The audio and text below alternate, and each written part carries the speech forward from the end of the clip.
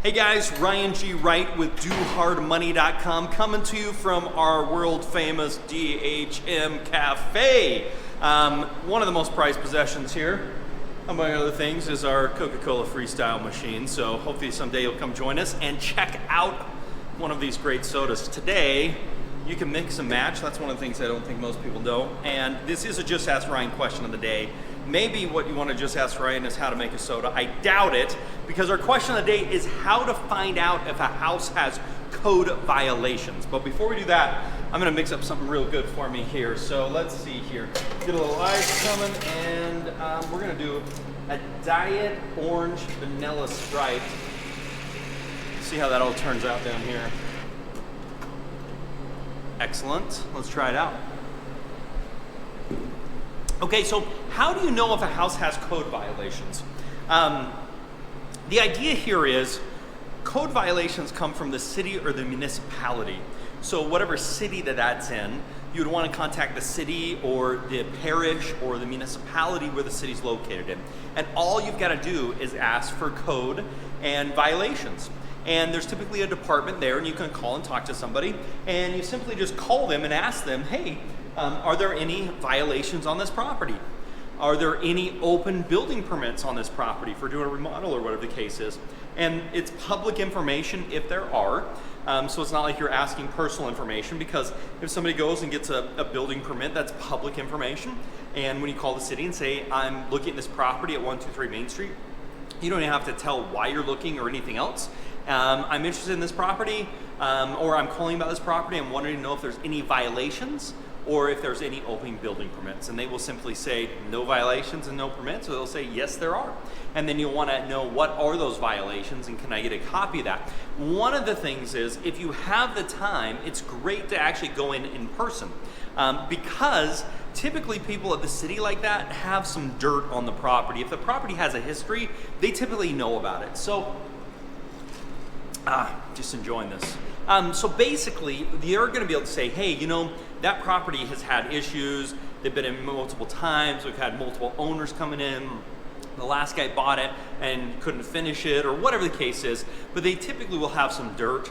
And so if you show up at the city and you ask them for some of this information, they're probably more likely to get it in person than you would over the phone. However, probably the easiest thing to do is call and say, hey, is there any open violations? Are there any permits? If the answer is no, great. If the answer is yes, you might want to take the time to get in the city and say, hey, what do you know about this property? What do you know about the history or anything else like that?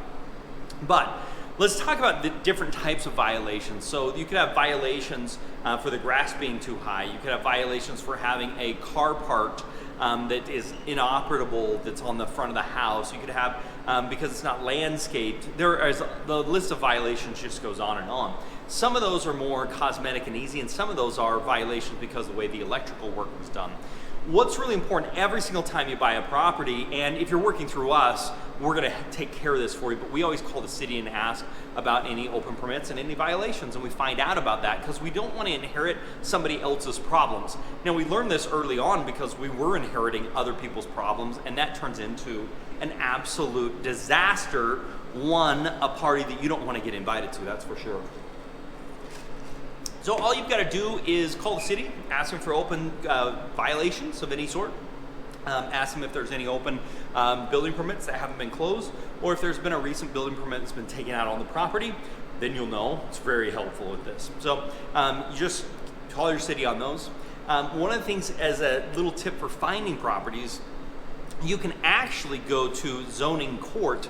Anytime there's a violation and there's a fine assessed, you can actually go to a hearing. You'll be required to go to a hearing, or you may request a hearing, and you can actually, those are public, there's a judge, and somebody goes out in front and say, hey, I was fined $10,000 or $3,000 because of this.